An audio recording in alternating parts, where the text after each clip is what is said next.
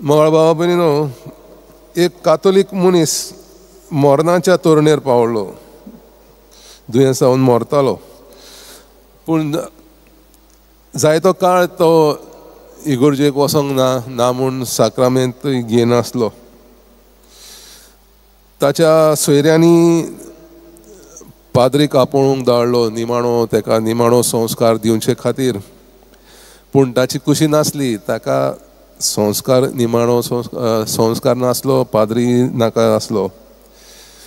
पूण जेन्ना पाद्री थंय ताच्या घरांत पावता आनी ताका मेळोंक ताच्या न्हिदपाच्या खोलींत वयता,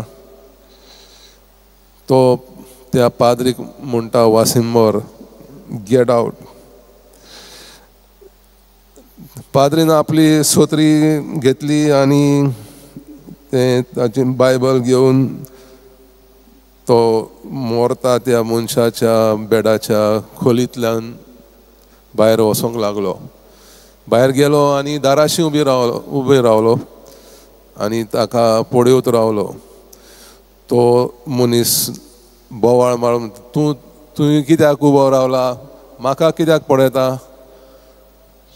पाद्रीन ताका म्हटलें, हांवें स्वर्गार वयतल्या मनशांक, आत्म्यांक जायते पळयल्यात, पूण हेमकोणांत वयता त्या मनशाक पळोवंक ना. तूं कसो हेमकोणांत वयता तें म्हाका पळोवंक जाय. थोडो वेळ तो मनीस चिंतालो. पाद्रीन पळयलें, ताचे मदें वादविवाद जालो आनी थोड्या वेळान तो पाद्रीक आपोवंक ताणें प्रयत्न केले, पूण जायनासलें, उलोवंक जायनासलें. ताच्या मरणाचे तोरणेर आसलो तो. आनी तशेंच खुणा करून पाद्रीक आपोवंक लागलो. पाद्रीन तें पळयलें आनी ताच्या थंय गेलो आनी ताणें ताचें कुमसार आयकलें.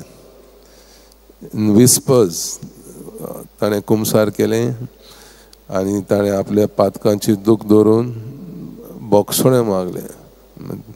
पाद्रीन ताका तो संस्कार दिलो आनी निमाणो संस्कार दिलो आनी त्या उपरांत तो मरण पावलो. आजच्या शुभ वर्तमानांतून जेजू आमकां धडे शिकयता, दिता. तो म्हणटा, ह्या संवसारी मनशांक गिरेस्तकाय पयशे कशे गोळा करूंक जाय आनी जिखूंक जाय आनी श्रीमंत जावंक जाय तें तांकां एकदम सजमता. मळबाचें आनी दोरतीचें तोंड पारकूंक तांकां सजमता. पूण जिवितांक म्हत्वाचें कितें जाय तें तांकां समजूंक कठीण.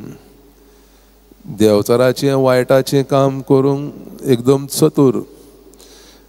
देवाचें पवित्र जिवीत जिवंक तांकां सजमना. सो तो जेजू म्हणटा, जे वायटाचें आनी देंवचाराचें काम शिटूकपणे करूंक तुमकां सजमता, चतुरपणे तुमी संवसारी जिवितांत कशें श्रीमंत जावंक जाय तें सजमता, तेच क्वॉलिटी, तेच प्रयत्न करून देव जिवीत आपणावंक, स्वर्गीचें जिवीत जिवंक तुमी वावरूंक जाय. आनी त्या खातीर जेजून आमकां साक्रामेंत दिल्यात, संस्कार दिल्यात आनी आमकां बागीवंत मनशांय दिल्लीं आसात. सायबीण मांय जायती आदार देव आमकां दिता, पूण ते आमी स्वखुशीन स्विकारूंक जाय आनी देवाचें काम करूंक, म्हणजे देव जिवीत. कित्याक देवान आमकां रोचल्या ताची प्रशंसा करूंक, ताची सेवा, पेल्याची सेवा करून स्वर्गीचें राज ह्या संवसारांतूच अनुभवूंक आमकां घोटाय दिता.